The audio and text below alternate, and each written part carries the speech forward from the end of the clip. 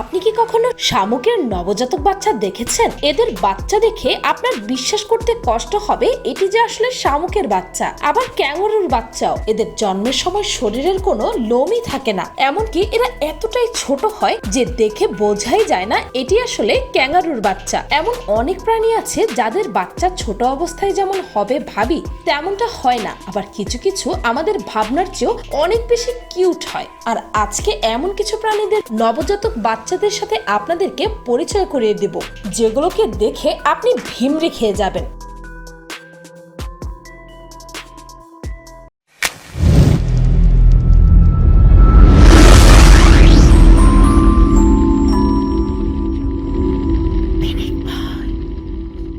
Number 1, টর্টাইলাস।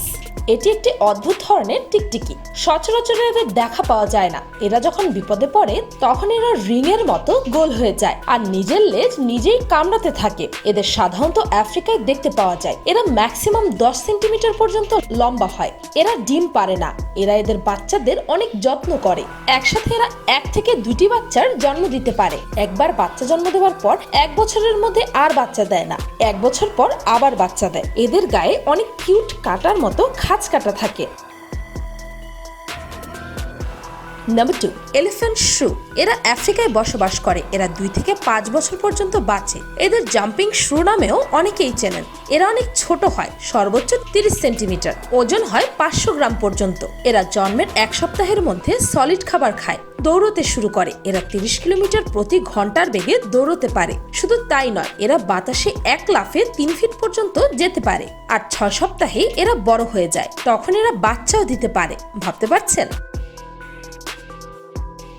Number 3, kangaroo. ক্যাঙ্গারুর বাচ্চাকে আমরা সবসময় ক্যাঙ্গারুর পকেটে দেখতে পাই, কিন্তু আপনি কি জানেন কিভাবে এরা এদের পকেটে আসে? ক্যাঙ্গারু কি বাচ্চাকে নিজেই সেই পকেটে রাখে, নাকি বাচ্চা এসে ঢুকে যায় সেই পকেটে? ক্যাঙ্গারু 3 ফুট পর্যন্ত লম্বা হলেও এরা যখন জন্মগ্রহণ করে তখন মাত্র 50 মিলিমিটারের হয়, যেটা একেবারে আপনি মুঠোয় রাখলে বোঝাও যাবে না। এরা যখন জন্মগ্রহণ করে এদের চুল থাকে না, এরা চোখেও দেখতে পায় না। এদের দেখতে একদমই অন্যরকম দেখায়। এদের সদ্য জন্মানো অবস্থায় দেখলে আপনি বুঝতেও পারবেন না এটি কি ক্যাঙ্গারু নাকি অন্য কোনো প্রাণী। জন্ম নেবার পর এরা একা একাই মায়ের পকেটে ঢুকে যায়, সেখানে 6 মাস থাকে আর সেখানেই বড় হতে থাকে মায়ের দুধ খেয়ে।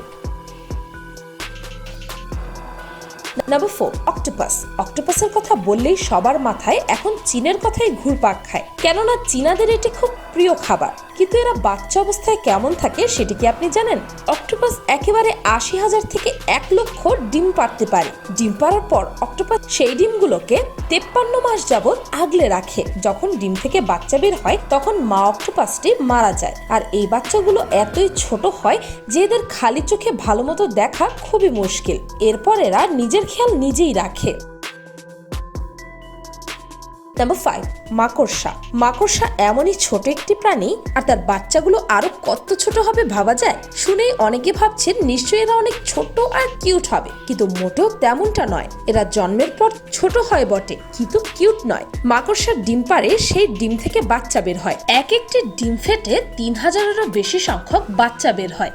হ্যাঁ, 3000। মানে একটি ডিম যখন ফাটে তখন শুধু হাজার হাজার ছোট বাচ্চার কিলবিল দেখা যায়। আর সবচেয়ে বড় কথা হচ্ছে এরা ডিমের ভেতরেই বড় হয়, আর এদের একসাথে বের হওয়ার সময় খুবই ভয়ঙ্কর দেখায়। বাচ্চাগুলো ডিম থেকে বেরিয়ে আসার পর 2 বছর বেঁচে থাকে।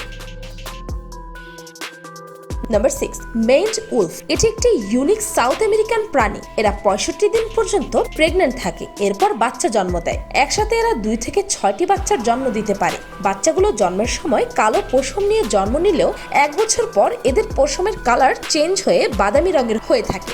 জন্মের পর যখন এগুলোর কালো পশম থাকে তখন এগুলোকে দেখতে অনেকটা কুকুরের মতো দেখায়। মায়েরা বাচ্চার সুরক্ষার জন্য এদের নিয়ে অনেকদিন গর্ভ বা গুহায় রাখে, যাতে কেউ এদের উপর আক্রমণ না করে। এরা ইঁদুর, খরগোশ ও পাখি শিকার করে থাকে। তাছাড়া এরা ফলও খেয়ে থাকে। নাম্বার 7, কচ্ছপ। মেয়ে কচ্ছপরা ডিমের জন্য গর্ত করে এবং সেখানে 1 থেকে 30টি পর্যন্ত ডিম পাড়ে। তারা সাধারণত রাতের বেলা ডিম পাড়ে এবং ডিম পাড়ার পর মা কচ্ছপ ডিমগুলোকে মাটি, বালি বা অন্য যে কোনো জৈব পদার্থ দিয়ে ঢেকে দেয়। মা কচ্ছপ ডিম পাড়ার পর ডিমগুলো প্রকৃতির দায়িত্বে রেখে চলে যায়। ডিম ফুটে বাচ্চা বের হতে প্রজাতি বিশেষে 60 থেকে 120 দিন সময় লাগে। ডিমের আকার মায়ের আকারের উপর নির্ভর করে। ডিম তা দেওয়ার জন্য প্রয়োজনীয় সময় পার হওয়ার পর বাচ্চা কচ্ছপ দাঁত দিয়ে ডিম কেটে কেটে বের হয়ে আসে। এটি বাসার মাটিতে গর্ত তৈরি করে এবং এখান থেকে জীবন ধারণ করা শুরু করে। বাচ্চা কচ্ছপরা একটি ভ্রূণথলি নিয়ে জন্মগ্রহণ করে, যা তাদের 3 থেকে 7 দিন পর্যন্ত পুষ্টি সরবরাহ করতে থাকে। শুধুমাত্র বাচ্চা কচ্ছপরা তাদের প্রয়োজনীয় পুষ্টি উপাদানের জন্য ভিন্ন ধরনের খাবার খেয়ে থাকে, কিন্তু এরা সবাই বড় হতে পারে না, কারণ বড় বড় অনেক পাখি এদেরকে খেয়ে ফেলে। অনেক সময় মাছও এদের গিলে ফেলে। নাম্বার 8, শামুক। শামুক দেখেননি এমন কেউ বোধহয় নেই। অনেক দেশে তো শামুক খাওয়া হয়। মা শামুক একসাথে প্রায় 10টি ডিম পাড়ে, কিন্তু যখন বাচ্চা ফোটে তখন এদের শরীর পুরো ট্রান্সপারেন্ট অর্থাৎ স্বচ্ছ হয়ে থাকে। 2 থেকে 4 সপ্তাহের মধ্যে এটি সব দিক ফুটে বাচ্চা বের হয়। এগুলোকে বাচ্চা অবস্থায় দেখলে আপনি বিশ্বাসই করবেন না যে এরা শামুক। এরা নিজে নিজেই বের হয়, নিজের খাবার নিজেরাই খুঁজে বেড়ায়। নাম্বার 9, জলহস্তী। জলহস্তী তো একবারই একটি বাচ্চারই জন্ম দেয়, কিন্তু অনেক সময় এদের যমজ বাচ্চাও হয়ে থাকে। মা তার বাচ্চার জন্য অনেক যত্ন নেয়। বাচ্চা জলহস্তী মানুষ থেকে প্রথম দিকে একটু দূরেই থাকে, আর পুরুষ জলহস্তী থেকে বাচ্চারা দূরে থাকে, কেননা পুরুষ জলহস্তী অনেক সময় ছোট বাচ্চাকে খেয়ে ফেলে। 1 বছর হওয়ার পর বাচ্চা নিজেই তার খাবার খোঁজা শুরু করে। নাম্বার 10, পোলার বিয়ার। ভাল্লুক দেখতে অনেক কিউট হয়। এরা ভীষণ ঠান্ডায়ও নিজেকে টিকিয়ে রাখতে পারে। বাচ্চা ভাল্লুক তো আরো বেশি কিউট হয়, কিন্তু বাচ্চাটি শীতে প্রথমেই সার্ভাইভ করতে পারে না, যার কারণে মা তাকে 7 মাস পর্যন্ত গুহার ভেতরেই রাখে। এরা সারাক্ষণ তার মায়ের সাথেই খেলাধুলা করে। যদিও বাচ্চা বিয়ার চোখে পড়া খুব ভাগ্যের ব্যাপার, এদের সহজে দেখাই যায় না, কেননা এরা সর্বক্ষণ নিজেদের মায়ের রক্ষণাবেক্ষণে থাকে।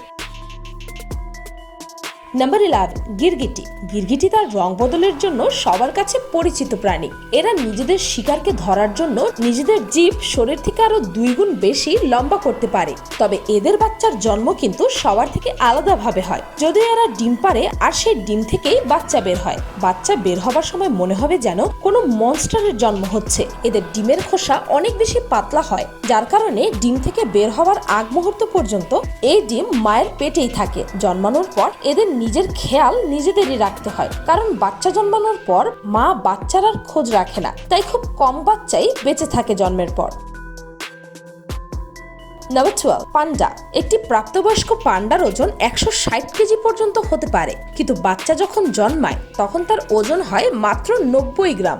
বলা হয় বাচ্চার ওজন এই বিশাল পান্ডার ওজনের মাত্র 80 ভাগ। এত বিশাল দেহের পান্ডা এত ছোট্ট বাচ্চার জন্ম দেয়, এটি সত্যি অবিশ্বাস্য।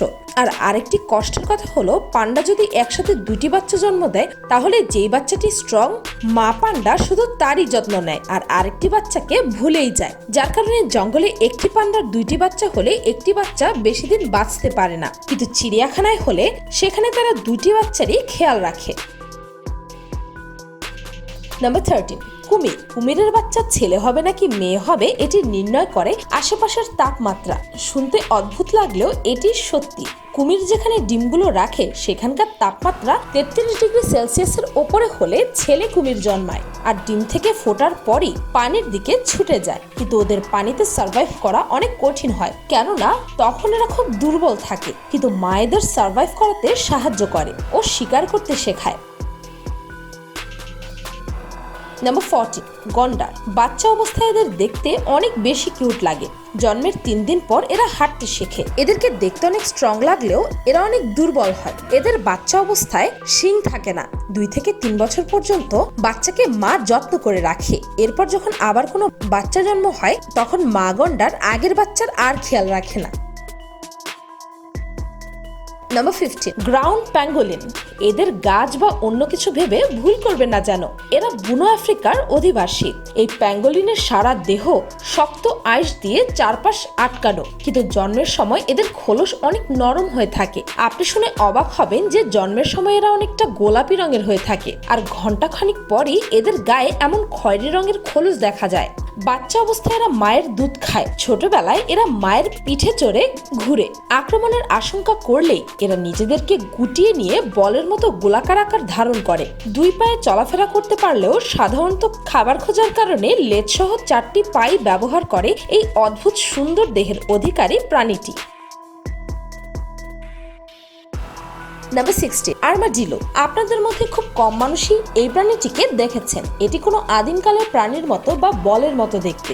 এদের জন্মের সময় ত্বক অনেক নরম থাকে, আর আস্তে আস্তে এদের ত্বকের চামড়া শক্ত হতে থাকে। জন্মের পর কয়েক মাস এরা নিজেদের মায়ের সাথে থাকে, এরপর একা একা থাকা শুরু করে। এদের দৃষ্টিশক্তি অনেক কম থাকে, কিন্তু এদের ঘ্রাণ শক্তি অনেক বেশি থাকে। কোনো ক্ষতি বা বিপদের আভাস পেলেই এরা নিজেকে বলের মতো গুটিয়ে ফেলে। নাম্বার 17, বাদুড়। বাদুড়ের বাচ্চা যখন জন্মগ্রহণ করে তখন এরা অনেক কিউট হয়। এরা একবারে একটি মাত্র বাচ্চার জন্ম দিতে পারে, কারণ যখন মা প্রেগনেন্ট হয় তখন তার শরীরের 40% ওজন সেই বাচ্চারই হয়। কি শুনে অবাক হলেন নিশ্চয়ই, কিন্তু এটিই সত্যি, যার কারণে সে একসাথে একটি বাচ্চারই জন্ম দিতে পারে। জন্মের সময় এদের পাখনা থাকে, কিন্তু তখনই ওরা উঠতে পারে না। জন্মের 18 দিন পর এরা উঠতে শেখে, তবে অনেকের আরো কিছুদিন সময় লাগে ঠিকমতো ওরা শিখতে। নাম্বার 18, চেভ্রোটেইনস। এরা অনেক কিউট একটি প্রাণী, যাদেরকে অনেক কার্টুনেই দেখা যায়। এরা 20 থেকে 40 সেন্টিমিটার পর্যন্ত লম্বা হয়, আর ওজন হয় 15 কেজি পর্যন্ত। এদের পাওয়া যায় ইস্ট আফ্রিকা, সাউথ এশিয়া, শ্রীলঙ্কায়। এরা ঘাস, মাছ ও পোকামাকড় খেয়ে থাকে। তাছাড়া এদের বাচ্চাগুলো অনেক বেশি কিউট হয়। বাচ্চা জন্মের পর 5 মাস বয়সেই অনেক বড় হয়ে যায় এরা। 50 মিলিয়ন বছর পর্যন্ত এরা অনেক ভালো সাঁতারু ছিল। তারা শিকারীর কাছ থেকে লুকানোর জন্য সাঁতার কাজে লাগাতো। নাম্বার 19, মোল। দেখতে অনেকটা নবজাতক ইঁদুরের বাচ্চার মতো মনে হলেও এরা আসলে ইঁদুর নয়। এরাও দেখতে অনেক কিউট। এদের ওজন সর্বোচ্চ 100 গ্রাম হয়। এরা পোকামাকড় খেয়ে থাকে, কিন্তু অন্যান্য যেসব প্রাণী পোকামাকড় খায় তাদের মতো এরা না। এরা সর্বোচ্চ 14 ঘন্টা পোকামাকড় না খেয়ে থাকতে পারে।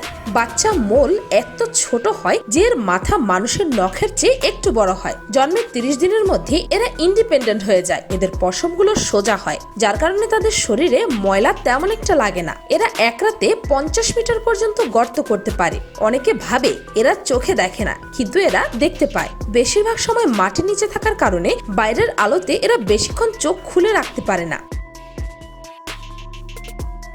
Number 20, cotton top tamarin. South আমেরিকায় এই প্রাণীটি দেখতে পাওয়া যায়। জেনে অবাক হবেন যে এদের ওজন 0.5 কিলোগ্রামেরও কম হয়। এরা 24 বছর পর্যন্ত বেঁচে থাকে, কিন্তু বেশিরভাগ সময় এরা 13 বছরেই মারা যায়। এরা লম্বায় 54 সেন্টিমিটার পর্যন্ত হয়। এরা অনেক কিউট টাইপের বানর। দেখে নিশ্চয়ই বুঝতেই পারছেন, বেশিরভাগ সময় এরা যমজ বাচ্চার জন্ম দেয়। এদের কিছু প্রজাতির মাথায় সাদা রঙের পশমও গজায়। আরেকটি প্রজাতি আছে বাদামি রঙের পশমের। এদের গোল্ডেন লায়ন ট্যামারিন বলা হয়। এদের বাচ্চাগুলো অনেক ছোট ও কিউট হয়। বেশিরভাগ সময় এদের গাছেই দেখা যায়। বাদামি রঙের এই ট্যামারিনকে বিশেষ করে ব্রাজিলেই দেখতে পাওয়া যায়।